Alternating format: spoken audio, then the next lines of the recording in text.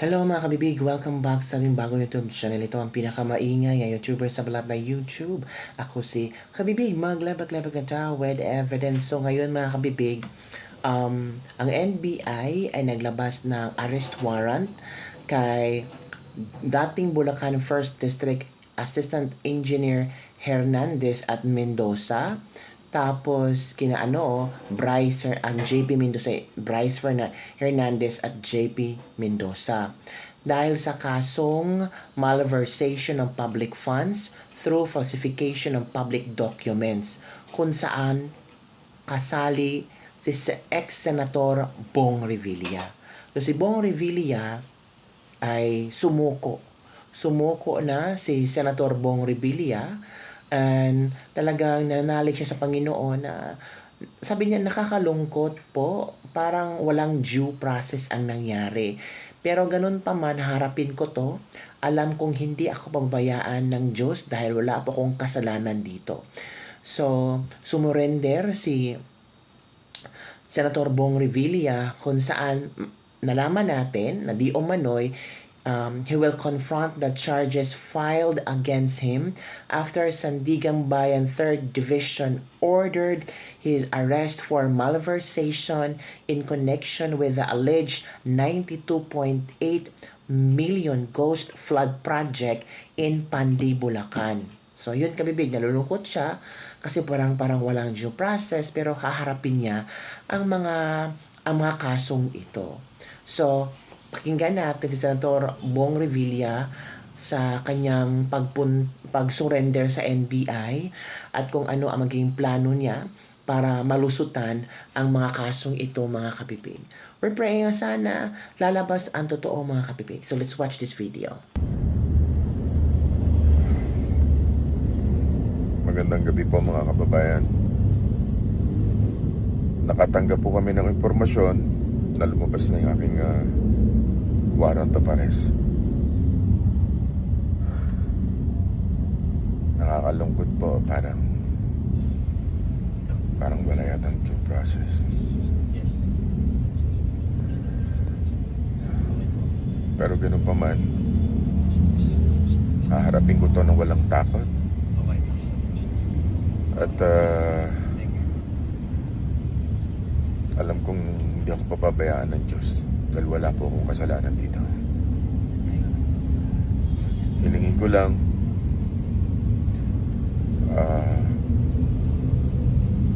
hingi ako ng panalangin at patatagin nyo rin po ang aking pamilya.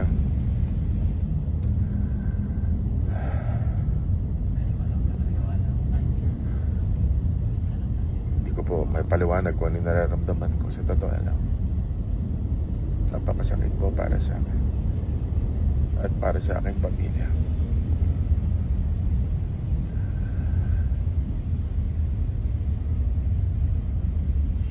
Yun lamang po, maraming salamat.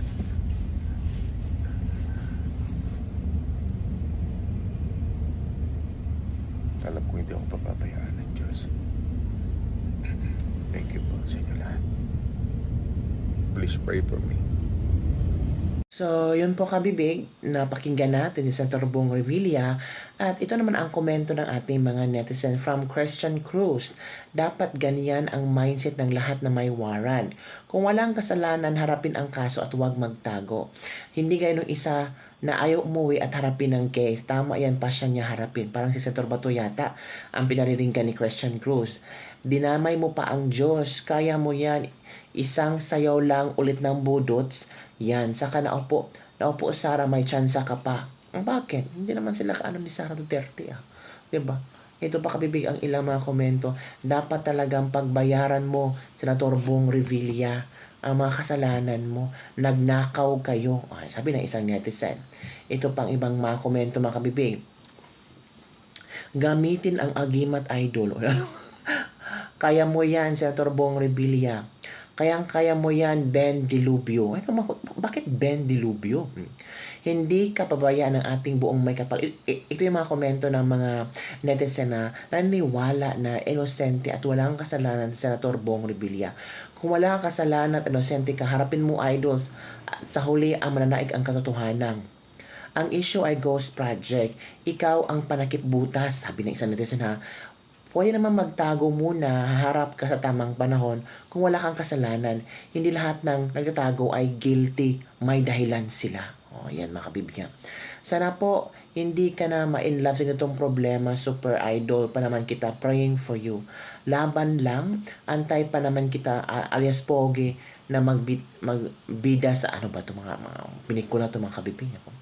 Laban lang, Senator. Nandito lang kami para sa iyo. Ikaw lang ang handang humarap sa lahat ng binabato sa iyo. Patnubayan ka ng Panginoon.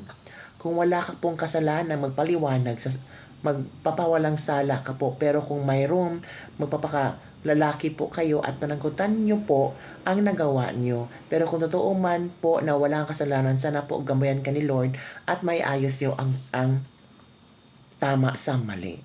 So yan po ang ilang mga komento ng ating mga netizen ngayon na kung saan talagang grabe. Grabe ang mga revelasyon sa araw na ito. Kulong na naman si Senator Bong Revilla mga kabibig. 'Di ba? Yung iba sayang mga nasa uli ni Bryce, kulong na lang din. Oo, si Bryce Hernandez, si Mendoza. 'Di ba si Bryce nagsauli ng pera, kulong pa rin si Bryce. 'Di ba? Walang humpay ang pagnanakaw sa Pilipinas. Walang kadala-dala itong si Bong Sikwat na urakot na naman sa kabanang bayan. Convicted na yan. Ay, nako. Ito yung mga komento ng ilang mga tawag dito ba, yung mga galit kay Senator Bong Revilla or ayon si Senator Bong Revilla. So, ikakabig, ano ang inyong reaction dito mga kabibi? Grabe ito oh. Ano ba to? Meron na ding whole departure order against Senator Bong Revilla at 6 na tao for their non-bailable. Non-bailable para to kabibig. So hindi sila pwedeng magpiyansa para at least man lang maka-prepare for the kaso. Non-bailable malversation case in connection with an anomalous flood control project. Kasama doon si Bryce Hernandez at JP Mendoza. Naku po. So, ano kabibigyan yung reaction dito? Parang parang maraming this 2026 maraming makukulong. Baka ito na ang sabi ni BBM na hindi maging maganda ang Pasko nyo. Wala sali si BBM at si Martin Luther King. Amazing. How about the mastermind? How about the mastermind and the big crocodiles? Warrant of arrest kay Bong Revilla para wala na matindihang kakompetensya ang Rimulya sa Cavite. Huy, ano ba naman yan?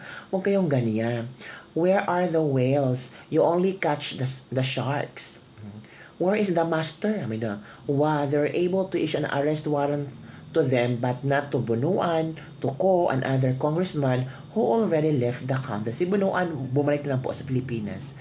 This is how politics in the Philippines, ubusan ng pera. Kawawang idol, nilaglag na noong election, may another pasabog pa. Ay, nako. Ay, natalo pa to si Bong Revilla, no? Lahat ng allies ng Duterte na senador, iniisa-isa nila para maapektuhan ang voting sa impeachment kay Sara. Hindi naman senador na si Bong, di ba natalo si Bong Revilla? Ito pa, parang walang kalaban sa Cavite, kailangan talagang makulong si Bong Revilla. Naku po, ano ba naman yan mga kabibig? So kayo kabibig, ano ang yung reaction dito? Comment down below. Sabi nila, bakit si Revilla lang? Ay, yung iba, yung mga big crocodiles, saan na? Diba? Parang nilaro-laruan tayo mga kabibig pa. So anong comment yun dito? Don't forget to like, subscribe, and share this video. Bye everyone, see you next time.